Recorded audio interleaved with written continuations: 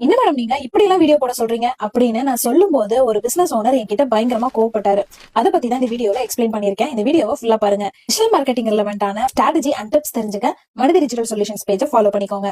6 months before இந்த business owner கிட்ட நான் சொல்லியிருந்தேன், உங்களோட பிராண்டை பில்ட் பண்ணுங்க, அதுக்கப்புறமேல் லீட் ஜென்ரேட் பண்ணுங்க, அதுக்கப்புறமேல் சேல்ஸ் கன்வர்ஷன்லாம் உங்களுக்கு ஆட்டோமேட்டிக்கா நடக்கும் அப்படின்றது.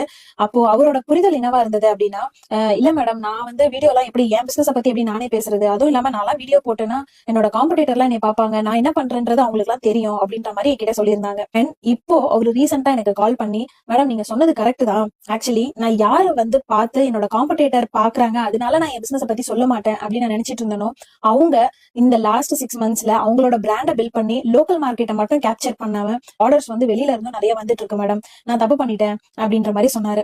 ஆக்சுவலி அவர் ரெக்ரெட் பண்ற விஷயம், இப்ப கூட அவரால் நினைச்ச பிராண்ட் பில்ட் பண்ணிக்க முடியும், ஆனா இந்த லாஸ்ட் 6 months அவருக்கு ஆப்பர்ச்சுனிட்டி கிடைச்சும் அதை மிஸ் பண்ணிட்டாரு.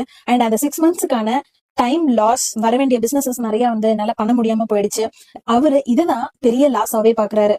சோ நீங்களும் இதே மாதிரி தப்பு பண்ணிட்டு இருக்கீங்க. உங்களோட காம்படிட்டர்ஸ் பாத்துருவாங்க, அவங்களுக்கு உங்க பிசினஸ் பத்தி தெரிஞ்சிடும். இல்ல நீங்க எப்படி உங்க பிசினஸ் பத்தி நீங்களே பேசுறது அப்படின்னு நீங்க நினைச்சிட்டு இருக்கீங்க அப்படின்னா டைம் வேஸ்ட் பண்ணாதீங்க.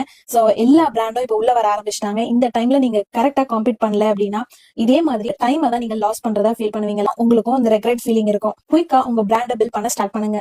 உங்களோட காம்படிட்டருக்காக கிடையாது, உங்களோட கஸ்டமருக்காக. உங்க கஸ்டமர் நீங்க என்ன பண்றீங்கன்னு தெரிஞ்சா மட்டும்தான் உங்களோட கஸ்டமர் உங்ககிட்ட இருந்து வாங்குவாங்க.